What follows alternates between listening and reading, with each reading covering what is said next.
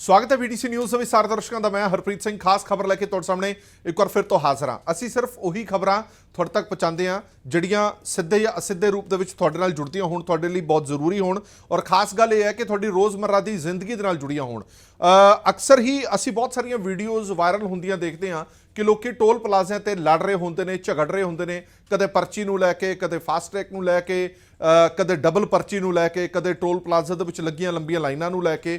ਇਹ ਸਾਰੀਆਂ ਘਟਨਾਵਾਂ ਲਗਾਤਾਰ ਸੋਸ਼ਲ ਮੀਡੀਆ ਤੇ ਵਾਇਰਲ ਵੀ ਹੁੰਦੀਆਂ ਨੇ ਔਰ ਬਹੁਤ ਸਾਰੀ ਜਨਤਾ ਇਹ ਕਹਿੰਦੀ ਹੈ ਕਿ ਅਸੀਂ ਟੋਲ ਪਲਾਜ਼ੇ ਤੋਂ ਬੜੇ ਦੁਖੀ ਹਾਂ। ਜਦੋਂ ਵੀ ਕੋਈ ਸੜਕ ਦਾ ਇੱਕ ਟੋਟਾ ਬਣਾਇਆ ਜਾਂਦਾ ਨਾਲ ਹੀ ਇੱਕ ਟੋਲ ਪਲਾਜ਼ਾ ਜਿਹੜਾ ਉਹ ਸਥਾਪਿਤ ਕਰ ਦਿੱਤਾ ਜਾਂਦਾ ਹੈ। ਯਾਨੀ ਕਿ ਜੇਕਰ ਤੁਸੀਂ ਸੜਕ ਤੇ ਚੜ੍ਹਨਾ ਹੈ ਤਾਂ ਘੱਟੋ ਘੱਟ ਜੇਬ ਦੇ ਵਿੱਚ 50 ਰੁਪਏ ਤੋਂ ਲੈ ਕੇ 150 ਰੁਪਏ ਤੱਕ ਦਾ ਟੋਲ ਹੈ ਜਿਹੜਾ ਉਹ ਤੁਹਾਨੂੰ ਦੇਣਾ ਪੈਂਦਾ। ਉਹ ਘਰੋਂ ਚੁੱਕ ਕੇ ਹੀ ਤੁਹਾਨੂੰ ਚੱਲਣਾ ਪੈਂਦਾ। ਇੱਕ ਤਾਂ ਤੁਹਾਡਾ ਪੈਟਰੋਲ ਦੇ ਡੀਜ਼ਲ ਦੇ ਰੇਟ ਪੈਸੇ ਤੁਹਾਨੂੰ ਉਹ ਦੇਣੇ ਹੀ ਪੈਂਦੇ ਆ। ਉਸ ਤੋਂ ਇਲਾਵਾ ਟੋਲ ਦਾ ਜਿਹੜਾ ਪੈਸਾ ਉਹ ਬੜਾ ਅਖਰਦਾ ਲੋਕਾਂ ਨੂੰ। ਇਹ ਅਕਸਰ ਤੁਸੀਂ ਸੁਣਿਆ ਹੋਵੇਗਾ। ਥੋੜੀ ਬਹੁਤੀ ਰਾਹਤ, ਜ਼ਿਆਦਾ ਨਹੀਂ, ਥੋੜੀ ਬਹੁਤੀ ਰਾਹਤ ਹੁਣ ਮੁਲਕ ਵਾਸੀਆਂ ਨੂੰ ਮਿਲਣ ਜਾ ਰਹੀ ਹੈ ਕਿ ਹੁਣ ਟੋਲ ਪਲਾਜ਼ੇ ਚੁੱਕੇ ਜਾਣਗੇ। ਇਹ ਸੁਣ ਕੇ ਖਬਰ ਸਾਰੇ ਲੋਕ ਖੁਸ਼ ਤਾਂ ਹੋਣਗੇ ਕਿ ਟੋਲ ਪਲਾਜ਼ੇ ਚੁੱਕੇ ਜਾਣਗੇ, ਪਰ ਕਿਹੜੇ-ਕਿਹੜੇ ਟੋਲ ਪਲਾਜ਼ੇ ਚੁੱਕੇ ਜਾਣਗੇ, ਕਿੰਨੇ ਟੋਲ ਪਲਾਜ਼ੇ ਚੁੱਕੇ ਜਾਣਗੇ, ਇੱਥੇ ਥੋੜੀ ਡਿਟੇਲ ਤੁਹਾਨੂੰ ਦੱਸਣ ਜਾ ਰਹੇ ਹਾਂ ਕਿ ਅੱਜ ਲੋਕ ਸਭਾ ਦੇ ਵਿੱਚ ਇੱਕ ਸਵਾਲ ਦਾ ਜਵਾਬ ਦਿੰਦਿਆਂ ਹੋਇਆਂ ਕੇਂਦਰੀ ਟਰਾਂਸਪੋਰਟ ਮੰਤਰੀ ਨਿਤਿਨ ਗਡਕਰੀ ਹੋਰਾਂ ਨੇ ਕੁਝ ਐਲਾਨ ਕੀਤੇ ਨੇ, ਕੁਝ ਜਾਣਕਾਰੀਆਂ ਸਾਂਝੀਆਂ ਕੀਤੀਆਂ ਨੇ। ਉਹ ਜਾਣਕਾਰੀਆਂ ਤੁਹਾਡੇ ਨਾਲ ਸਾਂਝੀਆਂ ਕਰ ਰਹੇ ਹਾਂ। ਮੁਲਕ ਭਰ ਦੇ ਟੋਲ ਪਲਾਜ਼ਿਆਂ ਤੇ ਸਰਕਾਰ ਦਾ ਇੱਕ ਵੱਡਾ ਫੈਸਲਾ ਆਇਆ। ਕੇਂਦਰੀ ਟਰਾਂਸਪੋਰਟ ਮੰਤਰੀ ਨਿਤਿਨ ਗਡਕਰੀ ਨੇ ਲੋਕ ਸਭਾ ਦੇ ਵਿੱਚ ਵੱਡਾ ਐਲਾਨ ਕੀਤਾ। ਟੋਲ ਪਲਾਜ਼ਿਆਂ ਦੇ ਮੁੱਦੇ ਤੇ ਕੀਤੇ ਸਵਾਲ ਦਾ ਜਵਾਬ ਦੇ ਰਹੇ ਸਨ ਕੇਂਦਰੀ ਟਰਾਂਸਪੋਰਟ ਮੰਤਰੀ। ਉਦੋਂ ਉਹਨਾਂ ਨੇ ਇਹ ਸਾਰੇ ਖੁਲਾਸੇ ਕੀਤੇ ਨੇ। ਸਭ ਤੋਂ ਵੱਡੀ ਗੱਲ ਉਹਨਾਂ ਨੇ ਕਹੀ ਹੈ ਕਿ ਨੈਸ਼ਨਲ ਹਾਈਵੇਜ਼ ਦੇ ਉੱਤੇ, ਕੌਮੀ ਸ਼ਾਹਰਾਹ ਉੱਤੇ 60 ਕਿਲੋਮੀਟਰ ਦੇ ਦਾਇਰੇ ਦੇ ਵਿੱਚ ਸਿਰਫ ਇੱਕ ਟੋਲ ਪਲਾਜ਼ਾ ਹੋਏਗਾ। ਹੋ ਇਹ ਰਿਹਾ ਸੀਗਾ ਕਿ ਕਈ ਟੋਲ ਪਲਾਜ਼ੇ 25 ਕਿਲੋਮੀਟਰ ਬਾਅਦ, ਕੋਈ 35 ਕਿਲੋਮੀਟਰ ਬਾਅਦ, ਕੋਈ 50 ਕਿਲੋਮੀਟਰ ਬਾਅਦ, ਕੋਈ 60 ਕਿਲੋਮੀਟਰ ਬਾਅਦ। ਇਹ ਇੰਨੇ ਟਾਈਮ ਦੇ ਵਿੱਚ ਹੀ, ਇੰਨੇ ਡਿਊਰੇਸ਼ਨ ਦੇ ਵਿੱਚ ਹੀ ਬੜੇ ਸਾਰੇ ਟੋਲ ਪਲਾਜ਼ੇ ਆ ਰਹੇ ਸੀਗੇ ਕਿ ਲੋਕੀ ਤੰਗ ਹੋ ਜਾਂਦੇ ਸੀਗੇ। ਘਰੋਂ ਅਸੀਂ ਨਿਕਲ ਰਹੇ ਹਾਂ, ਅਸੀਂ 70 ਕਿਲੋਮੀਟਰ ਦਾ ਸਫ਼ਰ ਤੈਅ ਕਰਨਾ ਹੈ ਤਾਂ 70 ਕਿਲੋਮੀਟਰ ਦੇ ਵਿੱਚ ਹੀ 3-3 ਟੋਲ ਪਲਾਜ਼ੇ, 2-2 ਟੋਲ ਪਲਾਜ਼ੇ ਲੱਗੇ ਹੁੰਦੇ ਨੇ। ਇਸ ਕਰਕੇ ਲੋਕਾਂ ਨੂੰ ਉਹ ਬਹੁਤ ਅਖਰਦੇ ਸੀਗੇ। ਹੁਣ ਸਰਕਾਰ ਨੇ ਫੈਸਲਾ ਕੀਤਾ ਹੈ ਕਿ 60 ਕਿਲੋਮੀਟਰ ਦੇ ਦਾਇਰੇ ਦੇ ਅੰਦਰ ਸਿਰਫ ਤੇ ਸਿਰਫ ਇੱਕ ਹੀ ਟੋਲ ਪਲਾਜ਼ਾ ਰਹੇਗਾ ਔਰ ਉਸ ਤੋਂ ਬਾਅਦ ਜਿਹੜਾ ਟੋਲ ਪਲਾਜ਼ਾ ਹੋਏਗਾ ਉਹ 60 ਕਿਲੋਮੀਟਰ ਬਾਅਦ ਹੋਏਗਾ। ਯਾਨੀ ਕਿ ਤੁਸੀਂ ਜਿਵੇਂ ਇੱਕ ਟੋਲ ਪਲਾਜ਼ਾ ਤੇ ਤੁਸੀਂ ਟੋਲ ਦਿੰਦੇ ਹੋ ਤਾਂ ਦੂਜਾ ਟੋਲ ਪਲਾਜ਼ਾ 60 ਕਿਲੋਮੀਟਰ ਬਾਅਦ ਆਏਗਾ। ਉਹ 60 ਕਿਲੋਮੀਟਰ ਦੇ ਦਾਇਰੇ ਦੇ ਅੰਦਰ ਸਿਰਫ ਇੱਕ ਟੋਲ ਪਲਾਜ਼ਾ ਹੋਏਗਾ। ਤੁਹਾਨੂੰ ਸੁਣ ਕੇ ਹੈਰਾਨਗੀ ਹੋਵੇ ਕਿ ਇਹ ਲਾਅ ਹੈ। ਇਹ ਜਦੋਂ ਟੋਲ ਪਲਾਜ਼ਾ ਲੱਗਦੇ ਨੇ ਉਦੋਂ ਦਾ ਕਾਨੂੰਨ ਬਣਿਆ ਹੋਇਆ ਹੈ ਕਿ 60 ਕਿਲੋਮੀਟਰ ਦੇ ਦਾਇਰੇ ਦੇ ਵਿੱਚ ਸਿਰਫ ਇੱਕ ਟੋਲ ਪਲਾਜ਼ਾ ਲੱਗਿਆ ਹੋਣਾ ਚਾਹੀਦਾ, ਪਰ ਇਹ ਇੰਪਲੀਮੈਂਟੇਸ਼ਨ ਨਹੀਂ ਹੋ ਪਾ ਰਹੀ ਇਹਦੀ। ਇਹ ਟੋਲ ਪਲਾਜ਼ਾ 40 ਕਿਲੋਮੀਟਰ ਬਾਅਦ, 50 ਕਿਲੋਮੀਟਰ ਬਾਅਦ ਲੱਗੇ ਹੋਏ ਨੇ। ਪਰ ਹੁਣ ਸਰਕਾਰ ਕਹਿ ਰਹੀ ਹੈ ਇਹ ਕੀਤਾ ਕਦੋਂ ਜਾਏਗਾ? 3 ਮਹੀਨਿਆਂ ਦੇ ਅੰਦਰ ਅੰਦਰ ਵਾਧੂ ਟੋਲ ਪਲਾਜ਼ੇ ਚੁੱਕੇ ਜਾਣਗੇ। ਸਿਰਫ ਉਹੀ ਟੋਲ ਪਲਾਜ਼ੇ ਰਹਿਣਗੇ ਜਿਹੜੇ 60 ਕਿਲੋਮੀਟਰ ਦਾ ਜਿਹੜਾ ਮਾਪਦੰਡ ਹੈ ਉਸ ਨੂੰ ਪੂਰਾ ਕਰਦੇ ਹੋਣਗੇ, ਨਹੀਂ ਤਾਂ ਉਹ ਟੋਲ ਪਲਾਜ਼ੇ ਚੁੱਕੇ ਜਾਣਗੇ ਜੋ ਮਾਪਦੰਡਾਂ ਤੇ ਖਰੇ ਨਹੀਂ ਉਤਰਦੇ। ਸੋ ਥੋੜੀ ਰਾਹਤ ਹੈ ਜਿਹੜੀ ਉਹ ਲੋਕਾਂ ਨੂੰ ਜ਼ਰੂਰ ਮਿਲਣ ਵਾਲੀ ਹੈ ਕਿ 60 ਕਿਲੋਮੀਟਰ ਦੇ ਦਾਇਰੇ ਦੇ ਅੰਦਰ ਹੈ ਜਿਹੜਾ ਉਹ ਟੋਲ ਪਲਾਜ਼ਾ ਉਹ ਰਹੇਗਾ। ਇੱਕੋ ਹੀ ਟੋਲ ਪਲਾਜ਼ਾ ਰਹੇਗਾ, ਬਾਕੀ ਟੋਲ ਪਲਾਜ਼ੇ ਚੁੱਕੇ ਜਾਣਗੇ। ਇੱਕ ਹੋਰ ਗੱਲ ਸਾਂਝੀ ਕਰਦੀ ਹੈ ਕਿ ਬੜੀਆਂ ਥਾਵਾਂ ਤੇ ਇਹ ਵੀ ਅੜਚਨ ਆਉਂਦੀ ਹੈ ਕਿ ਲੋਕਲ ਜਿਹੜੇ ਲੋਕ ਨੇ, ਟੋਲ ਪਲਾਜ਼ਿਆਂ ਦੇ ਕੋਲ ਰਹਿਣ ਵਾਲੇ ਲੋਕ ਨੇ, ਉਹਨਾਂ ਨੂੰ ਬੜੀਆਂ ਦਿੱਕਤਾਂ ਦਾ ਸਾਹਮਣਾ ਕਰਨਾ ਪੈਂਦਾ ਸੀਗਾ। ਰੋਜ਼ ਉਹਨਾਂ ਦਾ ਆਣਾ ਜਾਣਾ ਹੁੰਦਾ ਸੀਗਾ।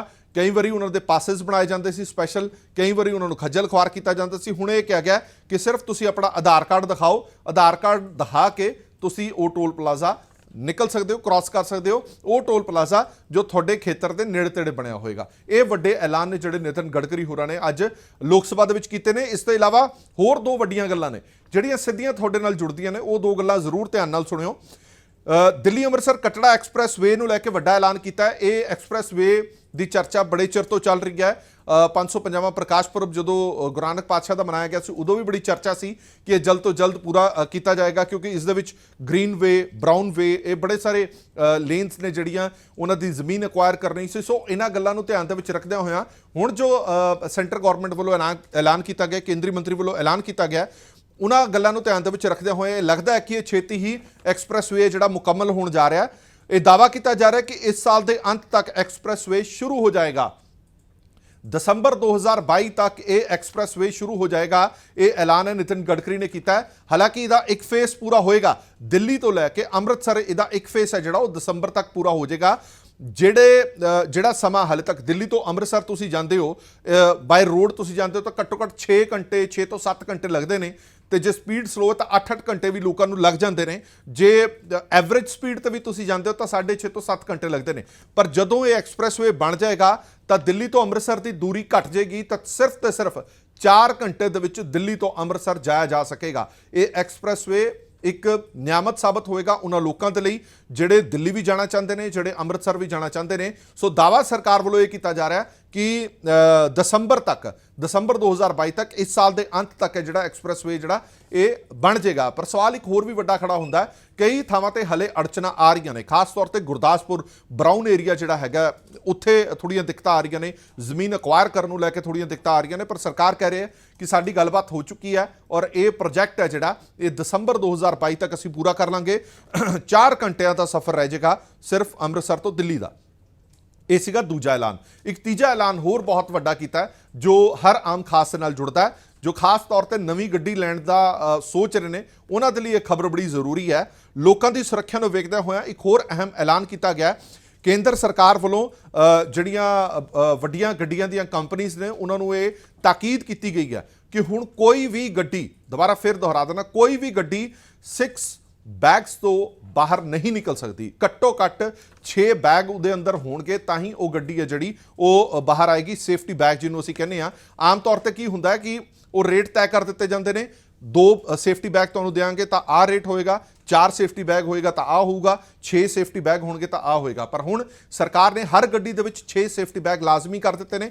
ਯਕੀਨਨ ਤੌਰ ਤੇ ਜਦੋਂ 6 ਸੇਫਟੀ ਬੈਗ ਲਾਜ਼ਮੀ ਕਰ ਦਿੱਤੇ ਗਏ ਨੇ ਤਾਂ ਉਹਦਾ ਰੇਟ ਵੀ ਵਧੇਗਾ। ਹੁਣ ਗੱਡੀਆਂ ਦੇ ਰੇਟ ਵੀ ਵਧਣਗੇ। ਸੋ ਪਹਿਲਾਂ ਕਈ ਗੱਡੀਆਂ ਆਉਂਦੀਆਂ ਸੀਗੀਆਂ ਸਿਰਫ ਇੱਕ ਡਰਾਈਵਿੰਗ ਸੀਟ ਤੇ ਜਾਂ ਇੱਕ ਨਾਲ ਵਾਲੀ ਸੀਟ ਤੇ ਸੇਫਟੀ ਬੈਗ ਹੁੰਦੇ ਸੀਗੇ, ਪਿੱਛੇ ਨਹੀਂ ਹੁੰਦੇ ਸੀਗੇ। ਪਰ ਹੁਣ ਇਹ ਤੈਅ ਕਰ ਦਿੱਤਾ ਗਿਆ ਕਿ ਭਾਵੇਂ ਅੱਗੇ ਹੋਣ ਜਾਂ ਪਿੱਛੇ ਹੋਣ 6 ਸੇਫਟੀ ਬੈਗ ਹਰ ਗੱਡੀ ਦੇ ਵਿੱਚ ਲਾਜ਼ਮੀ ਕਰ ਦਿੱਤੇ ਗਏ ਨੇ। ਕੋਈ ਵੀ ਗੱਡੀ 6 ਸੇਫਟੀ ਬੈਗ ਤੋਂ ਇਲਾਵਾ ਬਾਹਰ ਕੰਪਨੀ ਤੋਂ ਨਹੀਂ ਨਿਕਲੇਗੀ ਤਾਂ ਯਕੀਨਨ ਤੌਰ ਤੇ ਇਸ ਦਾ ਰੇਟ ਵੀ ਵਧੇਗਾ, ਕਾਰਾਂ ਦੀਆਂ ਕੀਮਤਾਂ ਨੇ ਜਿਹੜੀਆਂ ਉਹ ਵੀ ਵਧਣਗੀਆਂ। ਸੋ ਇਹ 3 ਵੱਡੇ ਐਲਾਨ ਨੇ ਜਿਹੜੇ ਅੱਜ ਲੋਕ ਸਭਾ ਦੇ ਵਿੱਚ ਕੇਂਦਰੀ ਟਰਾਂਸਪੋਰਟ ਮੰਤਰੀ ਵੱਲੋਂ ਕੀਤੇ ਗਏ ਨੇ, ਕਿਉਂਕਿ ਇਹ ਤਿੰਨੇ ਗੱਲਾਂ ਤੁਹਾਡੇ ਨਾਲ ਜੁੜਦੀਆਂ ਨੇ, ਹਰ ਰੋਜ਼ ਜ਼ਿੰਦਗੀ ਦੇ ਨਾਲ ਜੁੜਦੀਆਂ ਨੇ, ਰੋਜ਼ਮर्रा ਦੀ ਜ਼ਿੰਦਗੀ ਨਾਲ ਜੁੜਦੀਆਂ ਨੇ। ਇਸ ਕਰਕੇ ਤੁਹਾਨੂੰ ਦੱਸਣੀਆਂ ਬੜੀਆਂ ਜ਼ਰੂਰੀ ਸੀ ਕਿ ਕੌਮੀ ਸ਼ਾਹਰਾਹ ਤੇ 60 ਕਿਲੋਮੀਟਰ ਦੇ ਦਾਇਰੇ ਦੇ ਵਿੱਚ ਸਿਰਫ ਇੱਕ ਟੋਲ ਪਲਾਜ਼ਾ ਰਹੇਗਾ।